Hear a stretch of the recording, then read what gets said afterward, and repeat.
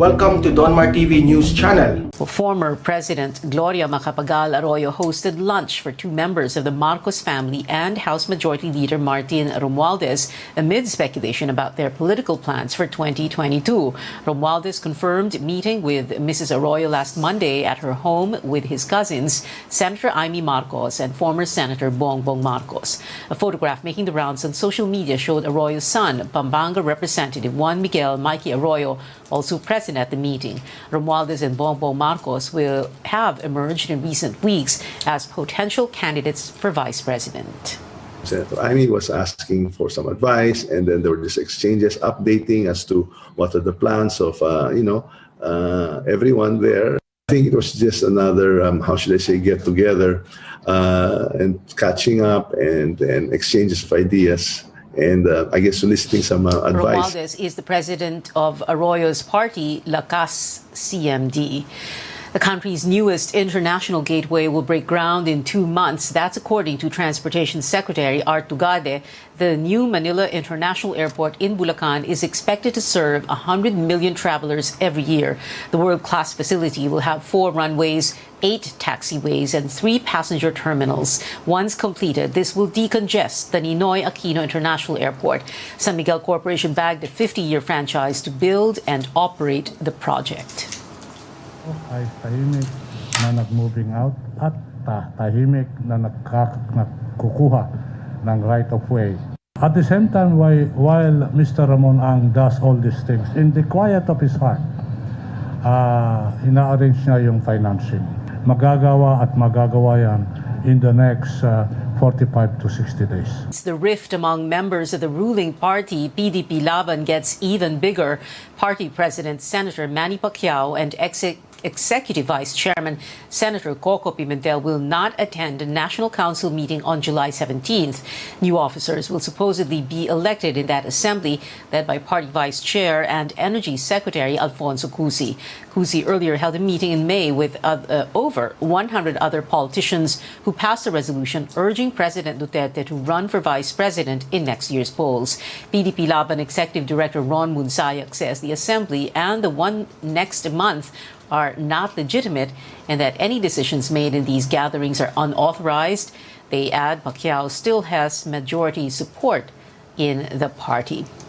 Hindi yung magantay ka maging presidente ka bago mo gawin. Ito si Pacquiao, sabi niya gawin daw niyang maging gagawin niyang magkakundo-kundo ba? Magkakundo-kundo pagka anyari. Bakit doon dating naging congressman ka? Ang tanong. Mga tao ba doon nagkakundo?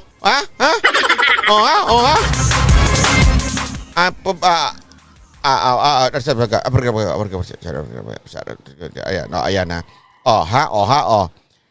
2013, he was elected the 16th Congress of the Bihiran unopposed. Additionally, his wife Jinky was also elected as Vice Governor of Sarangani. Yun.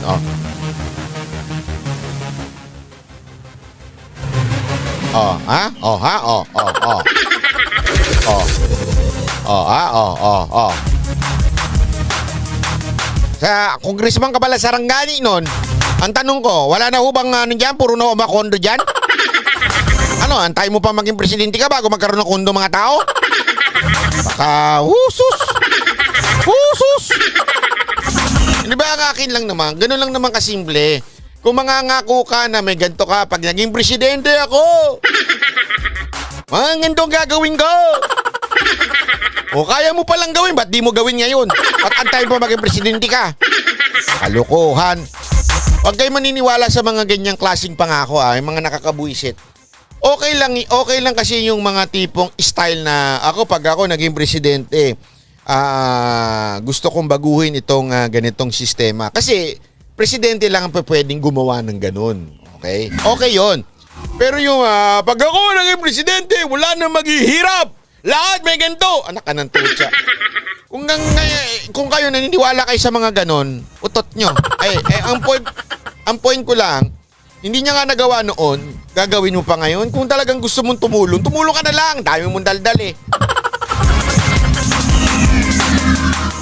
Yung tipong, pag ako naging presidente, babayaran ko utang ng Pilipinas.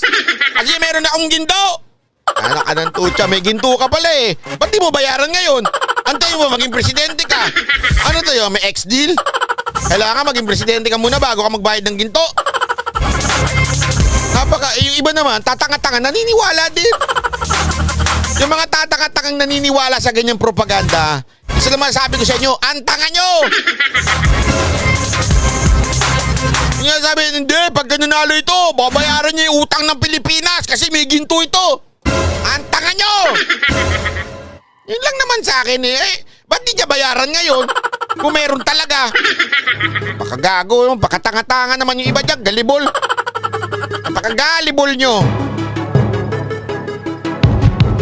Sabi ni Victor Kala, masyado kang nagmamagaling. Yun lang yung argument mo? Tinamaan na naman yung idol mo? Nung tinamaan yung idol mo, nasaktan ka? Anong mali doon sa sinabi ko? Sige nga, anong mali doon sa sinabi ko? Victor Kala lang, ha? Nag-i-spam ka ba dyan?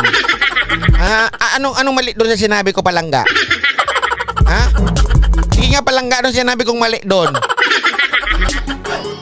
Hindi kasi kung gano'n parang taka lang Di ba? Ay hindi, pag ako naging presidente, gawin ko ito. Ay, gugunggong ka pala ba't yung pagawin ngayon? Ganito kaya ang gawin ko. Oo. Mangako ako. Sige. Pag ako naging presidente, lahat ng ospital, wala nang magkakasakit. Diretso punerarya na. Ba't di mo gawin ngayon? Ang dami-daming ang lahat ng ospital gagawin kong parang hotel. Pag ako naging presidente. Tapos maniniwala naman tayo para tayong tanga. Hindi ba Palangga? Hindi ba parang taka yung ganun? Pag ako naging presidente, lahat ng manhole sa Pilipinas gagawin kong kahoy na para hindi ninanakaw. Parang tayong mga tanga. Hindi ko alam kung bakit may mga naniniwala pa sa ganyan. Yun na nga sabi ko nga simple lang naman Kung talagang may nais kang itulong, bakit nung naging congressman ka, sabi pa nga nabasa ko dito sabi din sa Wikipedia, in 2013, he was elected to the 16th Congress of the Philippines. Re-elected, ibig sabihin na-elect na siya noong 2010. Naging congressman na pala siya noong 2010. 15 Congress of the Philippines, anyari. Tanungin ko nga kayo mga taga-Sarangani, naramdaman nyo ba si Pacquiao? Meron na ba kayo bang kundo? Kung wala pa, bakit nung 2013, naging congressman na naman siya. Tapos yung asawa niya pa, naging vice governor. Meron na ba kayong kundo dyan?